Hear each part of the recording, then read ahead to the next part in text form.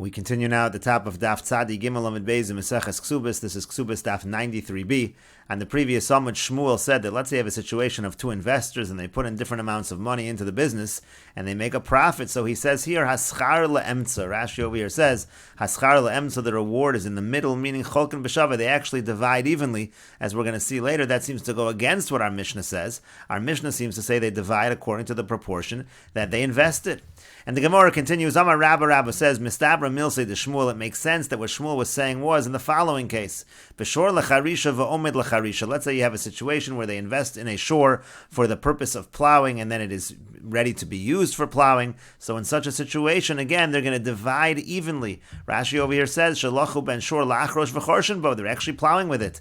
Ve'en chelko shel zeh moel below chelko shel zeh. In such a situation, the fact that I invested a certain amount of money and it's a little less than the other, but everything is needed. You need that entire shore in order to plow. So therefore, moel below chelko shel zeh klum. It's not going to help if I don't have my partner. We can't do anything. Hilka cholken b'shaveh. That's why in such a situation, we're going to divide everything evenly. Avol shor lecharisha v'ishbiach b'basar v'shachtu. But let's say you have a situation where they purchased it in order to plow, but then in the end it gets very expensive. The meat gets very expensive, and they decide that instead of actually plowing with it, let's shech this and let's sell it for the meat. So in that situation, as the Gemara over here says, Avol b'shor lecharisha v'omed l'tvicha. If you have a situation where it was originally bought for plowing, but then they decide they're going to shech it, they're going to sell it for the meat. So zen nota lefi ma'osav, zen nota lefi ma'osav. Then Shmuel wouldn't say the same thing. Then he would say each one would take according to the proportion that they invested. Rashi over here says, zen nota lefi ma'osav sher mischalek le'varav. Because now already you can cut up the shore into different pieces, and you can say a certain portion of the meat belongs to this particular individual,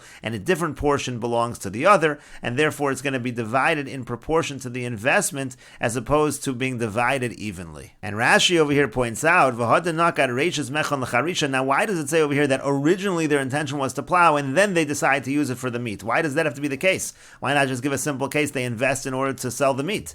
So Ribusa Ashmin, and that's actually just to teach us an added chiddush. Even though their original partnership was with the intention of dividing evenly, now already that the value of the meat went up and they decided to shecht, and now it's being cut up into different limbs, so then yito lish lefi ma'osav. So then at that point in time, even though that's a change from their original investment, now everyone's going to take according to the proportion of their investment. So that's what Rabbah says. It makes sense that Shmuel was saying they divide evenly only when it's being used for plowing. But Rav Hamnuna says,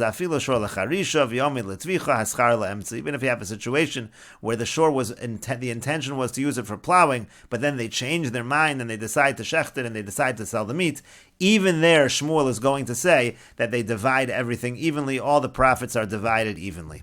And the Gemara continues, Meisvei, we have a question from the following Tosefta. Shnayim shetilu l'kis. Again, two people are investing. Zeh moneh v'zeh mosayim. One puts in 100, one puts in 200. Haschar le'emtza. So the Tosefta says that they're going to divide everything evenly.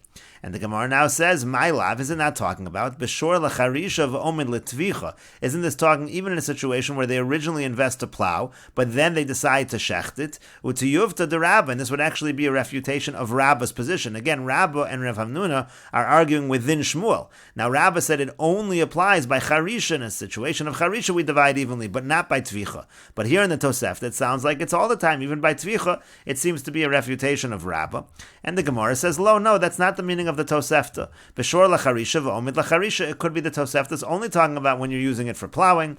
Avol shor lacharisha v'omid l'tvicha. But let's say the original intention was plowing, but in the end it's being used for the meat. You're going to shecht it. So then what would be the halacha? Zen nota lefi ma'osav v'zen nota lefi ma'osav. Each one would take according to his money, meaning each one would take according to his investment. It could very well be that the Tosefta is saying exactly what Rabbah was saying. But the Gemara says if that's the case, adatani seifa. But now when it teaches in the seifa of this Tosefta, let's analyze the Tosefta according to this approach that's consistent with Rabbah.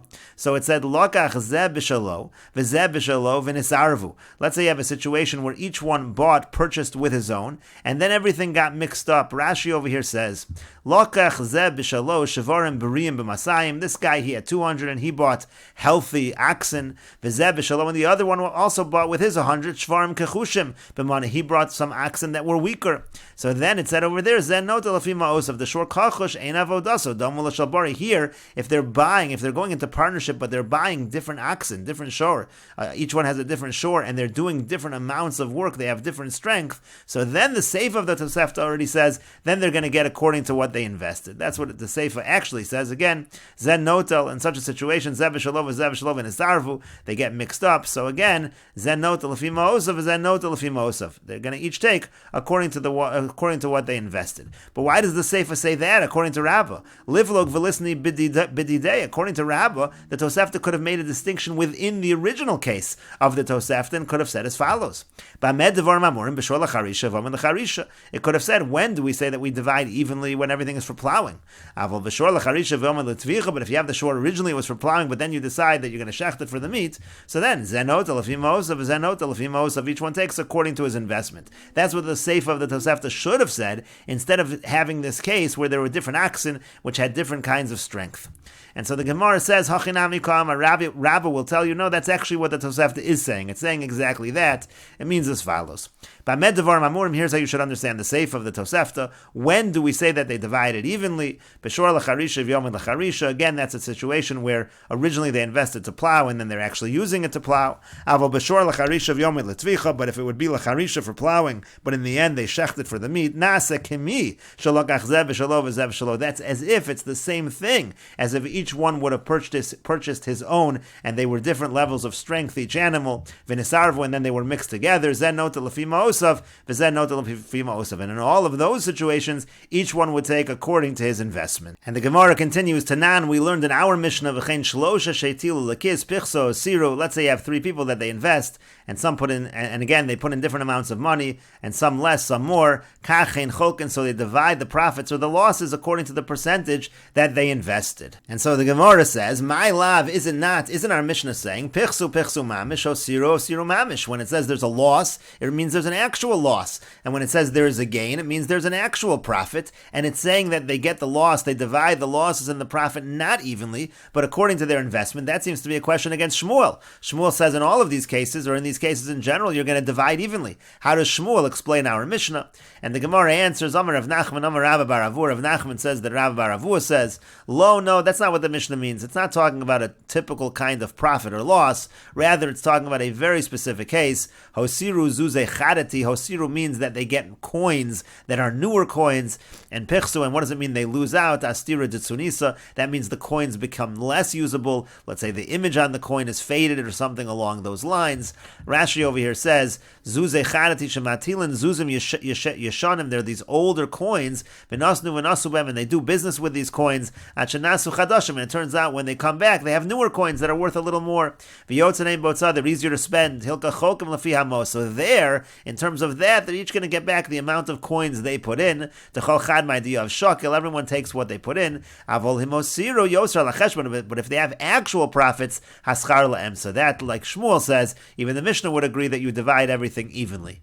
And istri ditsunisa, again, that means that the coins are of lesser value. Shenifsa lahamatbeya, that coin no longer is really usable. Ben yotzitz botza, it's not easy to spend that coin. Umisheyesh lo maka bepisas raglo mitachas kosher mehem sham demal lechaluda. Sometimes those coins were used. Let's say a person had a wound, the person would affix the coin over the wound, and that was a way of healing. But it wasn't really used as coins, as currency. Rashi here at the end says, "Dekaven de yeshno be'ein." Since you have these coins right in front of you, notel kalechad kecheshbon shehitel. Everyone takes just the amount of coins they put in. Avol impichsu meo chamishim zuz. But if there's an actual loss or profit, so zem mafsid mechsav, zem mechsav, so then that's going to be even. Shaschar v'hefsid laem. So all profit and all loss, that is divided evenly. Rashi over here also, Tosas over here also explains it. He says, "Shaladas kein nishtatfu." When it comes to a change of the coins themselves, so that was their understanding. That's why they became partners, yachad, together. Shem lo yarvichu. The basic understanding is, let's say we go into business and there is no profit. Elachil of hamos. It just happens to be that the coins we now have are different than the coins we had before. Shebishvil revach muat kazel lo yakpidu. If it's just a little profit like that, like it's a better, newer coin, or a little bit of a loss, it's a worse coin, that they're not going to start dividing that evenly. Everyone will just take whatever amount of money they put in. In other words, that's just the original understanding. No one's going to be so makbid to see what kind of coins came back and will divide that profit or loss evenly. We're talking about only a real profit or loss that is divided evenly. And the Gemara continues with the Mishnah, Misha Nasui Dalid Nashim. Let's say a person was married to 4 wives, Vames, and he dies, Harishona Kodemis Lishnia. So the first one, she takes precedence over the second. In other words, if she has an earlier date on her ksuba, she collects first, Ushnia Lishlishis, the second one comes before the third, Ushlishis Laravias, and the third comes before the fourth. Varishona Nishbas Lishnia. Now the first one has to take an oath to the second, meaning to say, she has to take an oath that she has not yet collected. Ushnia Lishlishis, the second takes an oath to the third, Ushlishis Laravias, and the third takes an oath to the fourth. Varavias Nifras Shalo B'Shavua. But the fourth one, she can collect, she doesn't need to take an oath. But the Mishnah continues, Benanis Omer, Benanis says, just because she's last, Niskara, she should profit, she doesn't have to take an oath. At the end of the day, anything they take, they are taking away from the Yerusha of the Yisomim, so she should also have to take an oath. So Afilo Tifra B'Shvua, so she also should not collect without a Shvua. And the Mishnah continues, Hayu Yotzos Kulon B'Yom Echad. Let's say they all have the same date on their ksuba. So Kol HaKodemes L'Chaverta Afilu Sho'achas Zochsa. Anyone who's earlier than her friend, whichever wife had the earlier ksuba, even if it's not by a day, but it's by an hour, she is the one that gets to collect first. V'kach Hayu Kosem B'Yerushalayim Shos, and that's what they would write in Yerushalayim. They would write the hours into the shtar, so even if it was the same day, we would know who was first. Hayu Kulon Yotzos B'Sho'achas. Now, if they're all in the same hour, they're all at exactly the same time. V'yein Sham Elamonin. Let's say there's only a mon of property to divide among them, cholkos b'shava, that they will divide evenly. And Rashi over here explains, Harishona nishbas l'shnia, the first wife swears to the second, if shnia toenis, let's say the second one claims, hoel v'yad bas litol tchila, since you want to collect first, hishavi li shalo gavisu mishal bali klam, I want you to take an oath that you haven't collected anything yet, tilma lo mishtayr li nechasim kashir ksubasi, because I'm afraid there might not be anything left enough to pay me, so you need to take an oath that what you're collecting is the proper amount. You have shlishis tomer kain l'shnia, revius l'shlishis, that's what the third one tells the second. That's what the fourth one tells the third. But the fourth one, she can collect without a shvua. There's no one else to. She's taking from the last remaining property. There's no one else to be concerned about. Now the case Rashi says is when the orphans are adults. Because of high Tana, and this Tana, the Tanakam of the Mishnah holds, when the Rabbanan say that if you're collecting from Yisomim, you have to take an oath. That's only by orphans that are minors, not by adults. And again, Benana says that the fourth one also should collect with a shvua. The Gemara will explain what exactly is the machlokus between the Tanakama and Benanas.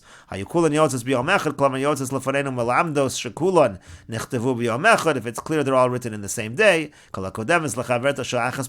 even if it's an hour earlier, one is written than the other, then still she will get to collect first. If the hours are written into the shtar, and for example, in the first shtar, it says on this particular day in the third hour, in the second shtar, it says in this particular day in the fourth hour, etc. And the Gemara says, what exactly are they arguing about the Tanakam and Benanas? What is the machlokus over here in the Mishnah? Amar Shmuel says Shmuel, and we'll continue with this discussion in the next video on Daf Dalid Amud Aleph.